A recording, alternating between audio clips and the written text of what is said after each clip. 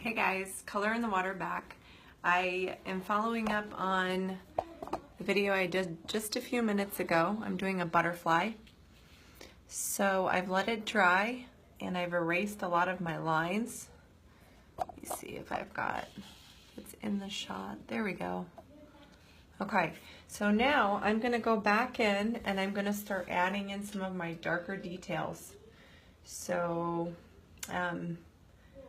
a little more saturation in the areas that have a lot of shadow, and this is kind of where it starts to get a little more fun because you can see your piece coming together. So this flower has some really beautiful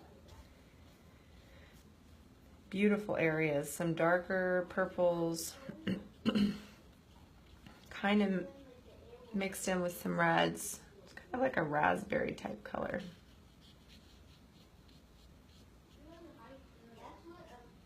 You know, I will try to go back through and see if there's any questions later.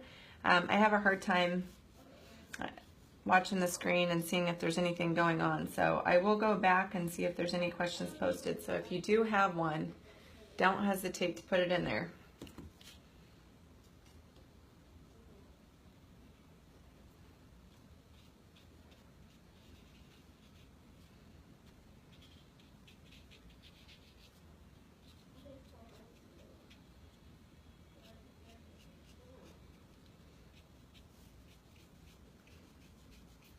As you can see, I'm doing a lot of the same motions with my brush, but I'm coming back in each time with a slightly different color.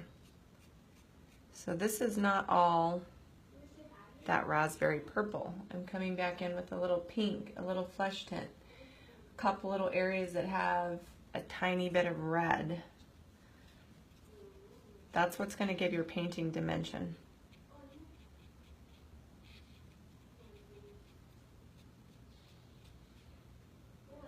Hey Brent, what do you got cooking today? Anything fun? I don't even know why I asked that. I know you always have something going on that's pretty fun.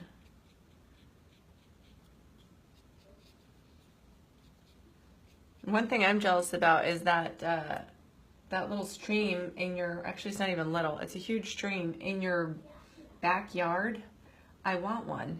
It looks really, really nice. I really want one for myself. I'm kind of jealous.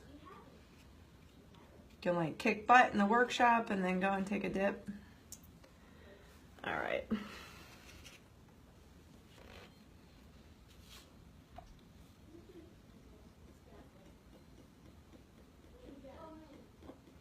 I'm coming back in with some of those darker yellows now. I'm mixing a little gold in. And again, I'm going to clean off a little bit of my plate because I don't want that yellow to get mixed in with greens and stuff. That's just not going to look good. All right.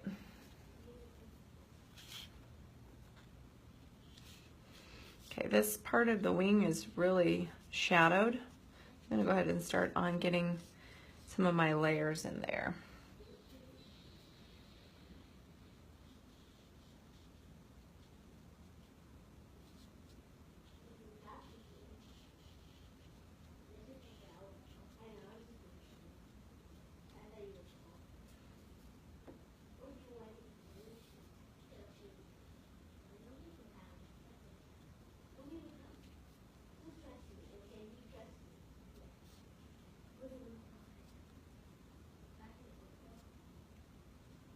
Hey Amy, it's fun that I get to hang out with you anyway, even though we're a city apart and we didn't get to hang out today.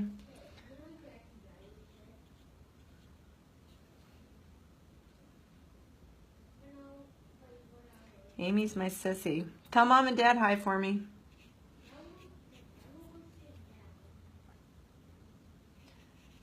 All right. So now I'm kind of figuring out where the veining is for this wing, the black veining. So I'm leaving little areas for that so I can put that in later.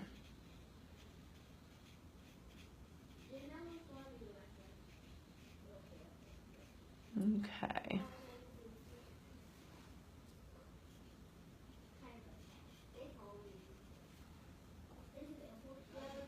Now again, if anybody's watching and I have to hop off really quick, it's because I have a 3-year-old that's supposed to be napping, but he likes to wake up on the regular just to make sure I'm still hanging around as if I go anywhere.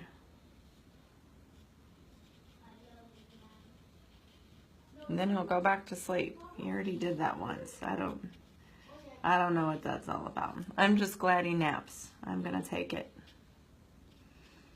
Okay, so this cute little guy is so fuzzy. It's fun to put in his little fur back here.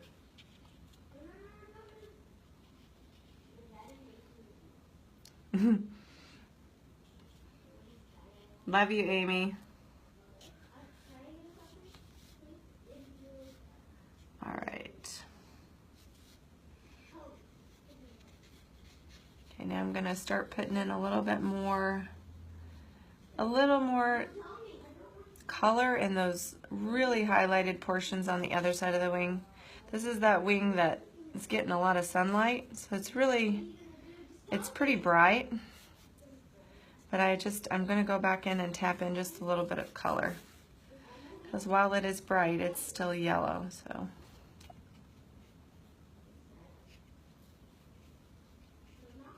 Okay.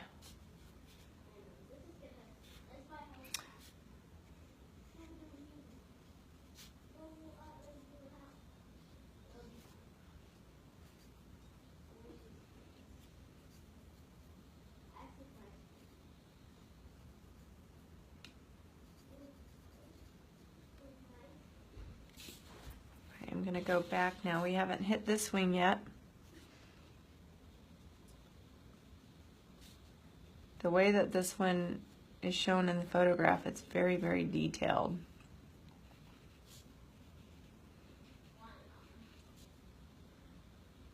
And kind of precise.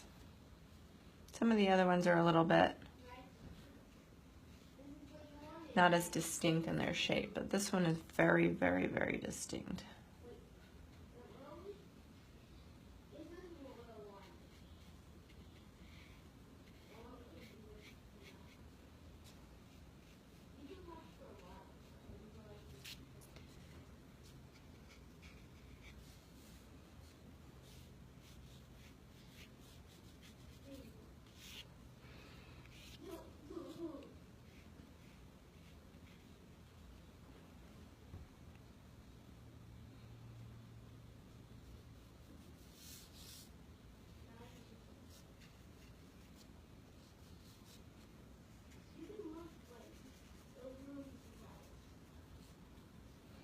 All right, I'm gonna do another pass over here on the bottom of my flower.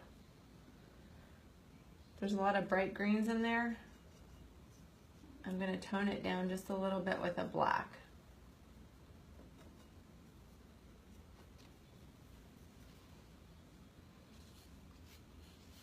And I'm gonna get some of that texture in there.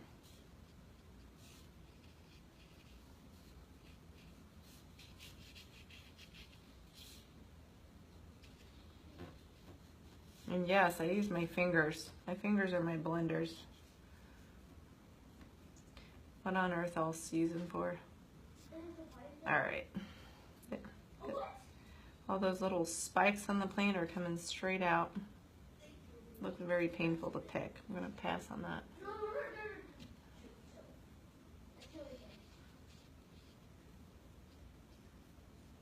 Okay. I'm gonna come back in here with a finer brush later and get a little bit of the finer detail. All right, so on one area of the wings, there's an area that looks a little more greenish. I'm gonna go ahead, it's kind of a green gray, which is perfect. That's kind of what I'm already working with here. So I'm gonna go in and start popping in the texture on that area. It's kind of a spotted area. Goes up and then over and down.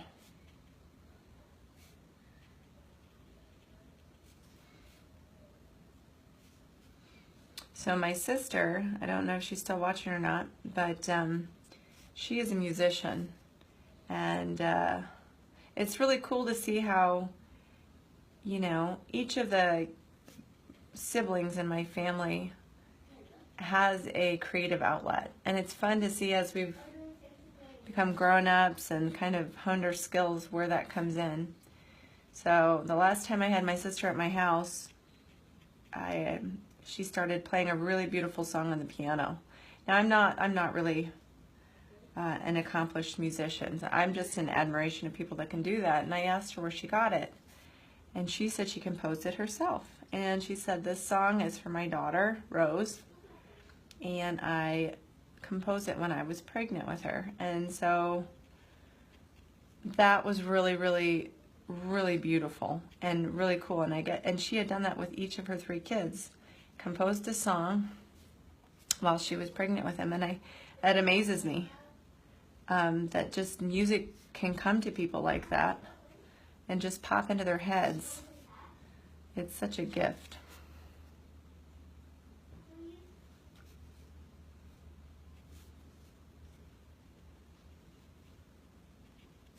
All right. So now I'm going back in and I'm starting to pop in some of the darker detail.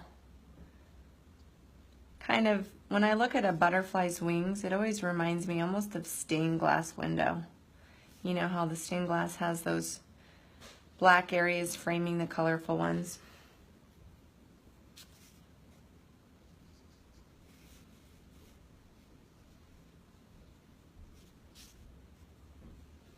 And this is a brush that I use a lot. I don't know if you can see. Oops, I can't figure out this video. There it is. It's thin, it's cheap, it's flat. It's just an acrylic, believe it or not. It's an acrylic brush, and I love it because it doesn't shed all over my paintings the way that some of the watercolor brushes do. It's a synthetic brush, and I have used it and it's not at all worn down at all. I got it at, I think, Michael's. Just goes to show you don't have to spend like $1 billion on your supplies. I got it in a pack of like, I think, 8 or 10. I'm really a big fan of helping people to understand that art and hobbies don't have to be complicated or expensive. You know, it's like going for a jog. You don't need to have your special Camelback and, you know, your gel packs and fanny packs and all that other nonsense. You need a pair of running shoes and your 2 legs, and you just go. It's simple.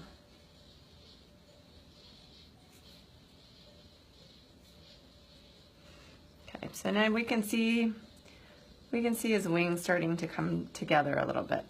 That's fun.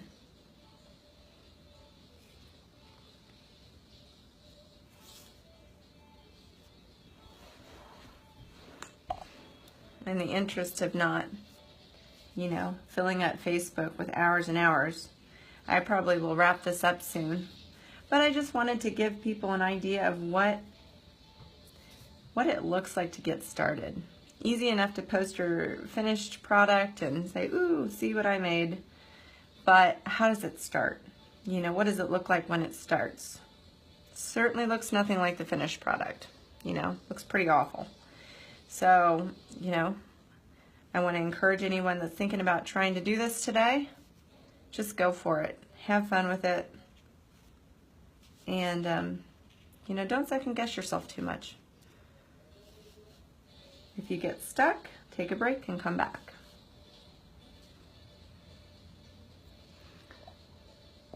Thanks, Amy. Oh, thank you so much. Well, we can just be in awe of each other. I think it's cool that we each have our thing, you know?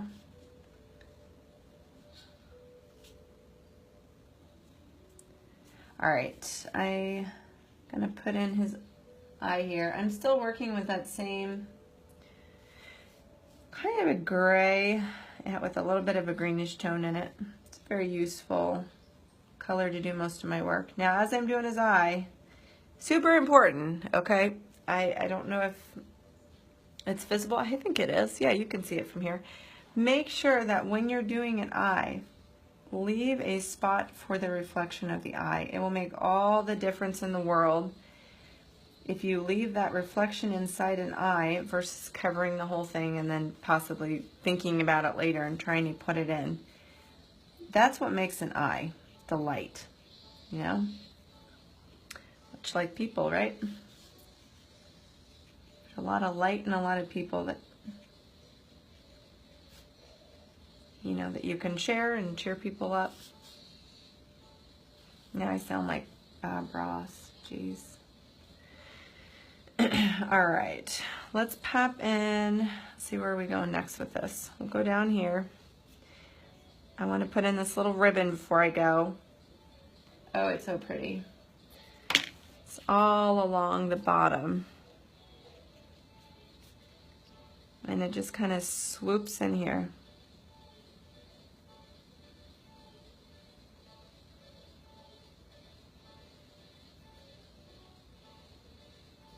Okay.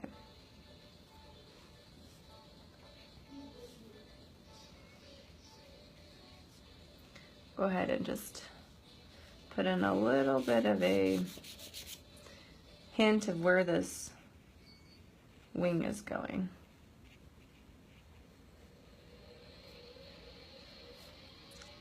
There. Now I'm happy that I have left these little ribbons so that it helps me as I'm now putting in my gray. I don't have to start from scratch and figure out where these are supposed to go.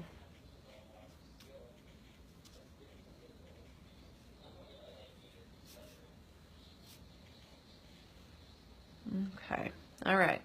Hey Sandy, how are you doing? Brand preference.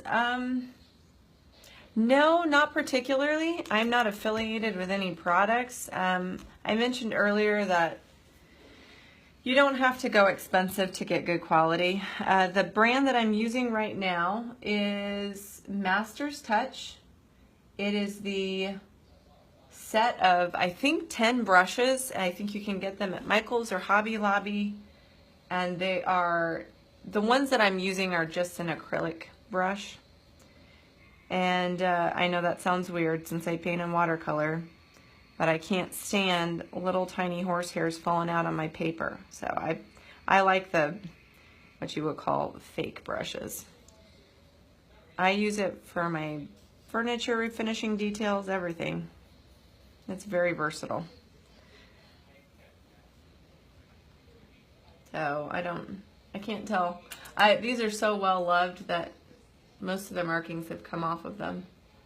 But yeah, so it's just, the brand is Masters Touch. It works for me. I like it. Sandy, do you watercolor paint, or what do you do? I'd love to hear, when I get people watching, I'd love to hear what kind of projects they get themselves into.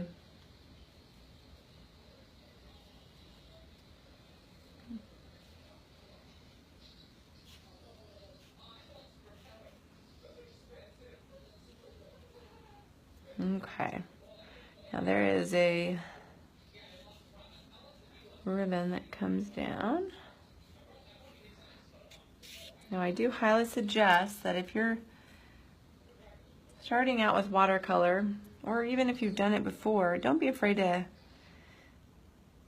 you don't have to pull this out of your head. It is really useful to go off of a picture. I know there are people that, my friend was telling me her mom does oils, and she is affiliated with a live painting group. So they only paint in the live.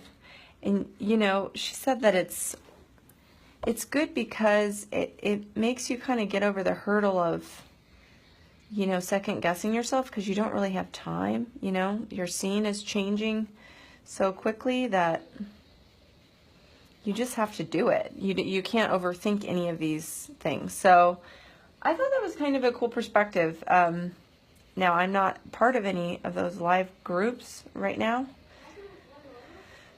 I don't really have, that it's not the time of my life. You know, I've got too many other little things going on, so I have to do it when I can do it. But I do see where that would be useful. If you're painting in the live, you just have to work fast before the light changes, before any of those things change. I think I would struggle with that though, because I really like getting down and studying just the teeny details of a picture and having them stay that way for me. Maybe because none of the other things in my life that I tell to stay, aka my children, actually listen to me. So I can control one thing. I think maybe that's why I like it.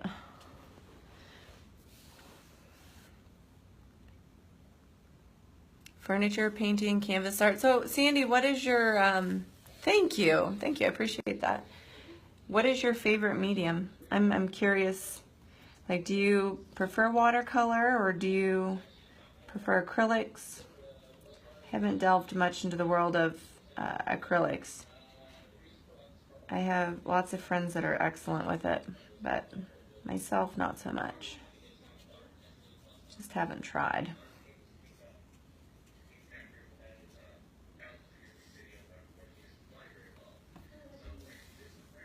Okay. All right, there's this little splash of fantastic orange. Very tiny little splash in the corner of the wing. I'm just going to put that in because that looks like fun. I'm going to do that now. It's like a little tiny area here.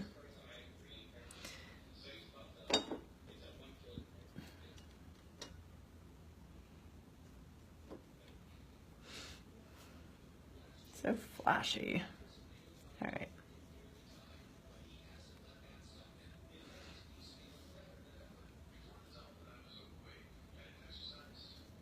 Just a little bit more right there. All right. All right, folks.